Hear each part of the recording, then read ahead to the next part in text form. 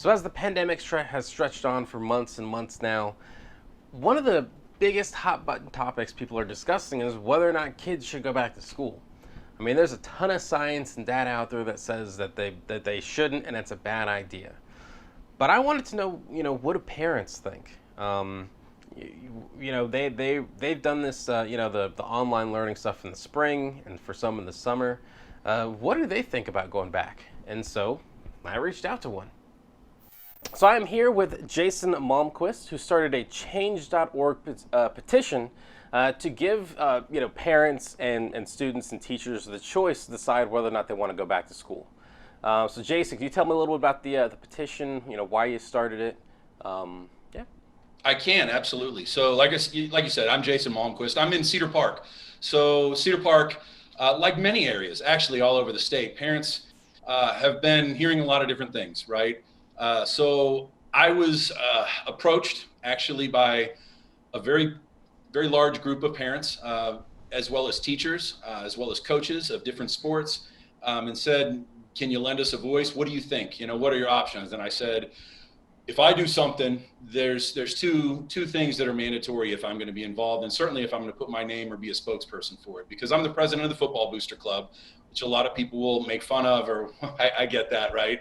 There's some reasons we can talk about on why I think that's so important, but I'm also the president of the wrestling club. My daughter, I was involved with the baseball one, and I support a lot of different areas within Cedar Park, especially extracurriculars, but all aspects of education.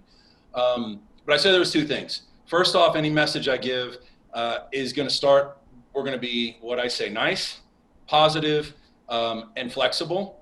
I'm not here to argue with people on things. I understand we can debate, but if somebody's going to walk into a room and start screaming, it's not helpful. And I'm not going to go that route, right? It's just not good for anyone, I don't think. I think there's too much screaming in our country and our world at this point. Absolutely. I think a little less screaming. People sometimes don't realize we have about 90%, maybe 95% in common our beliefs. And it's the 5% that everybody screams about all the time. And it's the only attention everybody gets. So I get along with most people. I believe most people want to do good things for everybody else. So that's kind of my belief. And the second thing was, I won't be involved with anybody that says this isn't a serious thing and uses the word hoax in any way, shape, or form. I'm just not going to be involved in it. Every number we talk about, and we may talk about things like that. I know it's about school, but also talking about COVID. Every single number, every single one is a daughter or a son or a husband or a wife, mom or dad or a grandparent. All of them matter, right? And I'm not saying they don't matter, and I'm not saying that one of those numbers isn't a teacher that will certainly matter. I'm saying that they came to me and said, we believe we're not doing the right thing. We need to start looking for, and they need to hear that not everyone is terrified and gripped with fear, and the only option is to just stay home and do nothing anymore. And I believe that. I agree with that. That doesn't mean I think we should run out and throw caution to the wind and put people in dangerous situations. I think we're a very intelligent society. I think there's sometimes, unfortunately, maybe a little too much data to comprehend, to be able to digest, but we've been digesting it. So I'll stop right there. That's kind of what my mentality was in starting this. Sure, yeah, man, I definitely agree with you about the yelling at each other. We shouldn't be doing that. You mentioned before that you work out. I'm glad we're doing this over Zoom, so it's a little safer for me. But we're not. I'm not looking for any conflict. It's all discussions, right? For sure, and that's I'm glad you brought up the numbers, because the numbers have been all over the place, and one of the things that I thought it recently came out that Dr. Escott, who's been doing all the research here in Austin, I guess he's kind of leading the Austin coronavirus task force. I know Mark Escott. I graduated from high school. He graduated a year after me in high school. He married a girl who was a cheerleader in my grade that I was good friends with. So I know. Yeah, I believe he's got a twin brother as well. If I'm not, he was a grade different in a pretty big school, so we didn't spend a lot of time. It is Dr. Mark Escott. Sorry, I just knew him. Sure. Yeah. That's good. Yeah, I go back to being 17 years old. I just knew him as Mark Escott. But yes, it's Dr. Oh, sure. Well, he came out and said that. I believe it was, between 40 to, I think it was like 1,200 or 1,400, kids that we could possibly lose if schools kind of went back to how they kind of were before. Sure. Does that kind of give you pause when you hear those kind of numbers? Those numbers give me pause. Those aren't numbers that I've heard from others. So I have more pause on the side of the educators. I have very little pause. I think statistically, I think if you went back and talked to Dr. Escott on some of those were very, very, very large outliers. I think 40 would be on the high side. Right now, and again, all of these are specific people. Anytime you talk about these, so they are very important, every single one. Absolutely. But I spent a long time I actually listening to and watching, starting in March. I think March 15th or 16th it was when I first saw it. Another, I don't want to, your competitor, Joe Rogan, puts out a podcast, and he had it's a good Dr. podcast. Mike. And I just went blank on his name, and just because I'm on the screen, I apologize. Osterham, I think. Osterham. He's head of CIDRAP up in the University of Minneapolis, and he served 5 different presidents. So he's not on either side, and he doesn't say all the things that I necessarily want to hear. So that's okay. Sure. I actually like that. But he threw out a few things back then, and nothing's changed. I don't think the numbers are going to be as hopeful as everyone wants them to be, no matter what we do. I don't think we're going to get back to so school starting of August of 2019. Mm-hmm. I don't think we're going to see that until 2022 or 23 at best. Yeah. So that's where I start. Mm-hmm. To come back. So I went through, and I've seen some different people put it this way. I started back then, and I went through what you call the phases of grief, right? Denial, right. Say no, and then anger, and then bargaining. Hey, we can do this and that. And then, I'll admit it. I'm a grown up. I'm allowed to do this. And I was at home the whole time. I drank probably more than I should because I was a little depressed. This is not fun, and then I accepted it. Right. And that's been a long time ago, probably in April. Yeah. We're going to have to move on as a society. Again, when you throw out numbers, I don't believe Dr. Mark Escott, what he was talking about. Mm-hmm. I'm not saying people are taking it out of context. I believe that was so far radically in the position of, I don't think we should be thinking necessarily that the youth, fortunately, this is not a virus that attacks and kills the youth. Sure. As a parent, I could tell you, I have not lost a child, but children should outlive their parents. That's Absolutely. Just a fundamental belief. So my reasoning that I say that is statistically, it has been 0, and they do gather. People are saying they don't gather. I'm telling you, kids right now are getting together. They're hanging out. They're spending time together. Absolutely. Now, I've seen many that have gotten sick, even in my community. Yep. They haven't been the issue. I think we have to figure out what's going to happen to the educators. I do agree that educators are the risk. I believe I'm more concerned about the students, the teachers, the coaches, and things along those lines than I am the students. I think for the most part, statistically, we're in a safe zone for them. But I will step back and say, again, each one is a number, but we lose hundreds of that. I'm not thousands. More than, I would say, close to 1,000 students. For many reasons. I mean, it doesn't even come in the top 25 for someone under 18 causes of death. And the crazy thing about this virus is, in a very short time, from January until like March, it became the #1 killer in the reason for death in the United States of America. I don't deny that. I'm not somebody that doesn't realize or think that. That's a very strange thing because it acts in some strange ways. It's a coronavirus that acts like a flu, so it's jumping from people. It does it before you see things, so it spreads quickly. I understand all of those things. I've been screamed at, Sure, yeah. Called names and said, I had someone message me very specifically and say, so you're asking me to die and sacrifice my life for your child's well-being. And I'm like, so that's not what I'm asking. Yeah, that's a little bit of a harsh criticism there. I mean, it is, but I've been called worse. I've been told worse. So I can handle it. I'm okay. I understand it. But sure. It's difficult for me, Peter, to have a discussion or believe that we're trying to figure this out with people that have gone that far into a panic mode. Nobody does a good thing in panic. I'm not saying it's not okay. I understand fear it's one of the most driving emotions in the human existence is fear. It absolutely is. I've been fortunate that I don't believe fear is something that grips my life, and it never has. When I was younger, that caused me some problems. Sure. Not being afraid when you should be, because you get older and you start to learn what concern means, right? That risk, and you don't do the right thing. So it's all risk mitigation, if you will, and that sounds callous, but we have to understand that, if we put kids in cars, more are going to die then they die of this virus. Statistically showing that's just a fact that I think has been put out there. So we do that and we accept that, and we don't think about it all the time because we've gone through the grievance, we accept it. Now, we don't have to necessarily do this. I'm not saying we have to put every kid in July or August or September 8th now, which I'm okay with as well. Sure. September 8th of 2020 does not have to be the same school day and look the same that it was September 8th or August, whatever, when we started of 2019. I accept that. There needs to be flexibility. We need to sit and look at my only voice, and the one that I've been given is there's ways to look at this and figure this out, because I think some leading experts that don't necessarily say, let's just go, crazy, do anything we want. They're very conservative, I don't want to get into it's not political. They're very cautious. There's a cautious from a medical standpoint. And I agree with them. They're saying, if we get back at this, we've got to do it very smartly.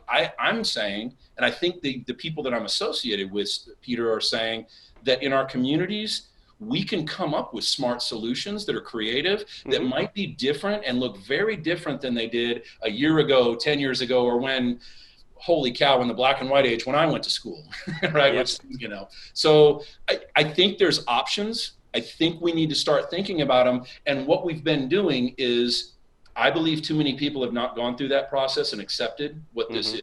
And I'm not accusing them or saying that's bad. I like their optimism. I don't think they've accepted that. And I think it's time to do that and say, we've got to figure out what that means for us and how we do that. Because if we accept that, then the world is not everything shut down 100%. And that's the only way to live, because we'll dwindle away. We just won't be able to survive, right? Things will be different. Yeah, and it's interesting when you kind of look around the world, and Dr. Fauci came out and said that when we did shut down, we shut down about 50%. I'm not sure if you were out and about during when things were shut down, but I was working during that time, and people were still on the roads, people were still out and about, and that kind of allowed the virus to kind of spread in these areas. And so now it's kind of at a point that it's now I've heard some doctors or some scientists wondering if we even can contain it without more drastic measures, because essentially we didn't shut down hard enough. Let me ask you something. So if we took that drastic of measures, so I'm fortunate. I married someone who's a special ed teacher in the past, right? She stays home with our children. Yep. She's not a high school educator per se, but she has a degree from A&M. She, got her certificate to teach special education. She did it at Eanes ISD, which was a very specialized school. She dealt with some very specialized things. So she can help educate, and say, here's what we do, here's what we do, here's what we do. But Peter, here's the thing, and this kind of ties back to why I am interested in extracurriculars and how we try to figure out some way to make those work, even in the world that we're living in now, which I understand everything. Here's why. I grew up in Houston, Texas. I went to Klein Forest High School, and it was the Klein school that was closer to the inner city, and it was very integrated. I lived with a single mother. She was a teller at a bank, which means she worked from about 8 a.m., 8:30 a.m. She had to get there at 7:30 until about 4 when it closed, I think, right? And then she got home about 5 after closing her, everything and getting home. She did that 6 days a week. And then on Thursday, Friday, and Saturday, she drove to a place called Midnight Rodeo in Spring and worked from 6 until 2 o'clock when it closed, being a cocktail waitress, and got home about 3 o'clock in the morning. So she did that to be able to put food on the table, to be able to keep the electric on for myself and my older brother and sister. They were a little bit older, and they were 7 or 8 years older, but a lot for me. When I saw that, it was really just her and I in the house a lot of times in my formative years. Well, when you're a young man and that's all the time you got free, there are things you get into. My head coach, Robert Young, Coach Young, ended up being the athletic director at Klein ISD. He went to Klein High School, coached at Klein Forest. He ended up going to court and testifying for me when I had gotten into a fight with guys who were 27, 28 years old to protect someone else. And it changed my life. I had made mistakes and made bad decisions, Peter. I knew that. My mother was trying so hard. And I'm telling you, there are young men, and I focus on that because it's my experience. I apologize. There's this is not gender specific. Sure, yeah. But there are young men out there, they're lost in the wind because they don't have that. right? They don't have their coach that's cares for them and is making sure they're doing what they need to do. And I'm saying we can't just say people are getting sick, we got to shut it down, because there's some very drastic things we've got to try and figure out that I believe are a huge part of that. And because I've accepted that I think this is something we're going to live with for a long time, that we need to start trying to figure out what that means and how we make this work in that environment. I don't want anyone to die at all. And but I think there's some realities. And that kind of, brings me up to my next question. And I've kind of thought about this a bit because, well, even though I'm younger. I'm older than I actually look. I'm actually 31. People are always like, I wouldn't have guessed that. Good for you. People think I look like I'm 18, and I'm like, can I at least get in the 20s or something? Good for you. Well, you want to be over 21, I think. So that's the key. It is. Now, but I'm starting to finally get to the point where I don't get carded as much, which is nice. But one of the things when you get my age, it's kind of a compliment. I'll be honest with you. Well, I know that's what I'm looking forward to. Yes. So one of the things that I kind of, and I definitely agree, like, people need to be around other people. I've been missing being around other people. And especially if you're, a student athlete, or if you're in school, like, you need that kind of social interaction to be able to, that's one of the biggest skills you can get. But one of the things that's kind of, tempered me or given me a lot of caution going out is that there's been a lot of cases throughout the country of people who did go out and then they got sick and then they brought it home to their families. Correct. So, to me, isn't that kind of like a worse alternative? I know it would be bad to think that, that they're going to miss out on that social interaction. But if they brought this disease home and lost a parent or a grandparent or something like that, that seems like it would be an unfathomable amount of pain to live with. Absolutely, it is. I think that it is certainly, and I know people who have passed away from COVID specifically. They were all in their 70s.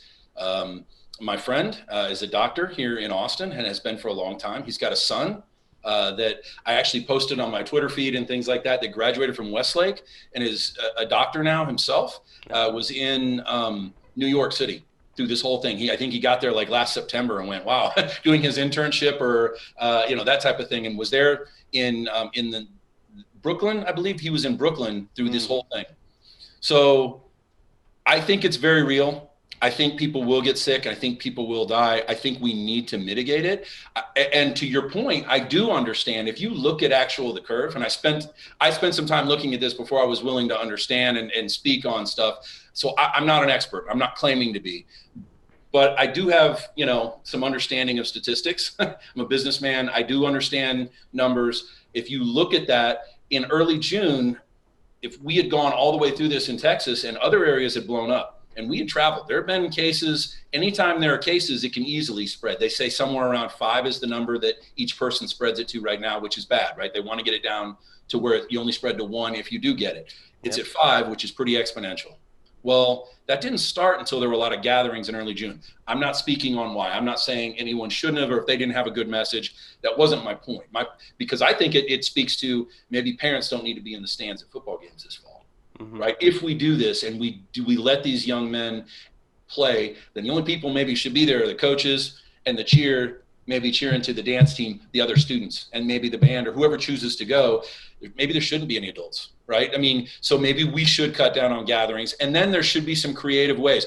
I understand our board. I am not against Dr. Gearing and our board and other boards around here, LIS school boards. I am supportive. I believe they've got a very tough job right now, and you're right. Absolutely. People's lives are in their hands. They have to balance this because there's people that what we're saying is we believe there's a choice, and a lot of us do understand exactly what you just said. For instance, Andrea Cameron, her son Josh Cameron's a senior, or going to be a senior at Cedar Park, and he's a football player and a basketball player. Excellent young man. His mother has, I think she called it pulmonary fibrosis. It's a disease in the lungs, and she actually went on the news. And if you looked at it, she spoke. She said, "I'm going to manage that in my own home. If that means I've got to be quarantined or we've got to stay separated in our home, physical distance has got to be important, and we have to think about it. Everybody has to think about it all the time."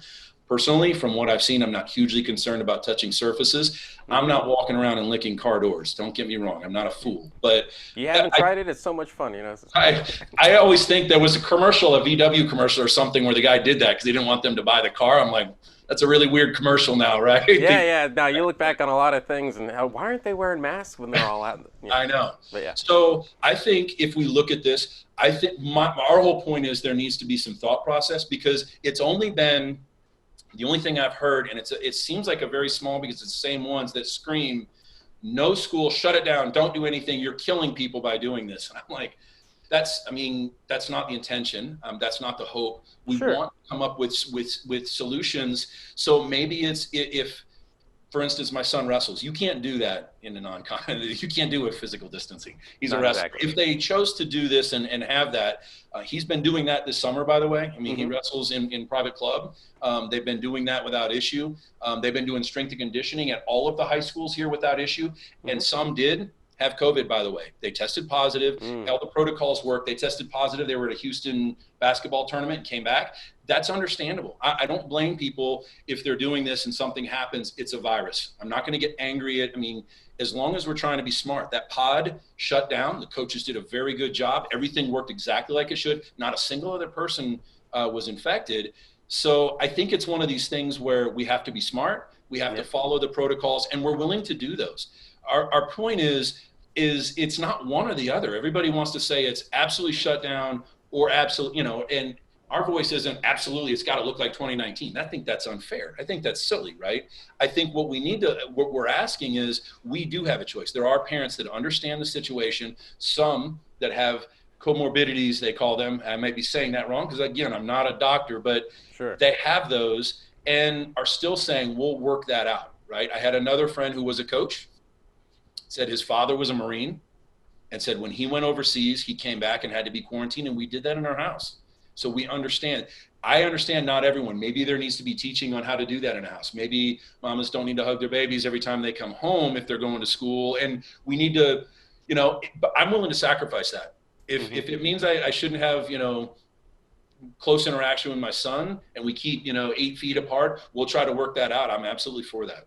Yeah. And I do like, I've seen some, educators or, coaches on the college level that have leveled with their players, like, I can't remember, Coach Franklin, I can't remember his first name, at Penn State. He basically told his players that if you want to play college football this year, you totally can, but keep in mind, like, he's obviously a college football coach, so he has the means, but he sent his family to live in Florida, and he's basically said, I'm not going to see them for 8 months to a year. And so that's kind of what he's telling his players as well, that's the reality that, we're kind of that's the situation we're in. I think he would be saying, you're going to stay in your dorm. My thought is, in the high school level, have we looked at, and again, they're working hard. So I'm not, but have we accepted that this is the way things are, and we're going to have to deal with this, and not try to get back to where it was, but say, okay, and not just go all virtual, but if we're going to do that, maybe the football team and the volleyball team and the cheer, anyone who's on a team that does something that interacts, the soccer team, girls soccer team, they actually end up taking classes together. Would that limit their classes? Could some parents be upset? Again, we have to be flexible, right? Can we do it where in the field house where the football players meet, we try to divide up that room, and maybe the teachers don't move, right? Or I'm sorry, the students don't move so much and the teachers do. I have been in the high school a little bit, right? Because I volunteer and we do some things there. It's craziness between, classes, and they're all mingling, a lot of people in the hallways all at once. Sure. If maybe the teachers move, I'm not saying it's guaranteed, but are we thinking about those things? Are there options to do that? Are there options to say, look, it's not going to be what it was. Maybe some stay home. Maybe it's every other day. Maybe there's a hybrid, something that keeps, children engaged. There's a lot of at-risk youth, even at the high school level, like I talked about. If they don't have this, what does that mean for their lives? And it's a larger number than you think, right? So, and I'm not discounting the other sides of these. I'm just saying we need to be thinking about all of these to say, can we come up with things that are safe and creative? None of them. Dr. Osterham, I listened to a few of his podcasts. He updates and he talks. None of them are 100% safe. Driving a car is not 100% safe. 40,000 people a year die in a car wreck. 6 million accidents with 40,000 deaths. If they talked about that on the news the way we have this, I mean, it'd be petrifying to get in a car every day. Your hands would shake, right? Because there's a risk. This is a risk too. People would say we can avoid this risk, but some would argue, can we, right? Just like driving, can we completely? So I'm trying to say that there's a voice that says we need to look at balance and understand, are there options, right? And I'm not discounting people that are upset or fear for their lives. They shouldn't go to work. We should find a way to, there's a lot that want to stay virtual. I think we should figure that and mash that up. If the teacher said, well, I don't teach that, or I can't, that's a little unfair too. You got to be flexible on all sides. And most teachers are, I believe. I mean, teachers here are so unbelievably good.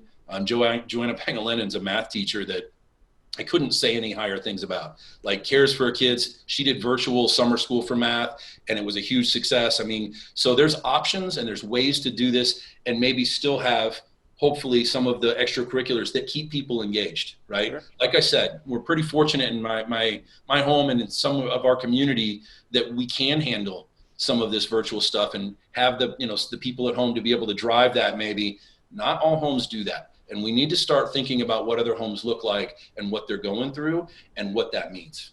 Makes sense. Well, yeah, it's been a good discussion with you. I definitely, if you're saying people want to have the option, and it's something that we should talk about. So I'm glad that we could have like a good discussion about something without any yelling or shouting going on. None. And here's the deal. Can I end with something, Peter? I've seen, you've pointed out, I think you've got your positions on things, and you told me beforehand, you didn't think, and I don't disagree with your opinion or anyone else that would think we shouldn't. Those are valid opinions, and we should discuss them, and they should be something that as grown-ups we sit and look at and risk mitigate and understand. But if anyone thinks that the world is a zero risk world, it's not. So it's about how do we keep that as low as possible, very, very, very low. I'm supportive of Dr. Mark Escott. I don't believe his intentions were shut down strength and conditioning that was pretty safe for most of these athletes and has proven to be. But I understand the difficulties he's got because he deals with every single one of those numbers as a person. And I'm sure as a doctor, he sat in some room somewhere sometime and had to deal with that. So it's a weight that I'm not sure I can always imagine, but we have to, I think, discuss all of those things is my only point, that they're all very valid points that I think we can try to come up with options for. Absolutely. All right, Jason, I appreciate your time and good conversation.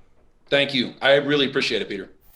This is a big question here. This is a big thing. Whether you have kids or don't have kids, this is really something that affects all of us. This is the next generation that we're talking about here. So I'm glad we could have like a good civil discussion about this topic, and I think that's something we need to do more of. So hey, if you want to check out the petition, there's a link in the description.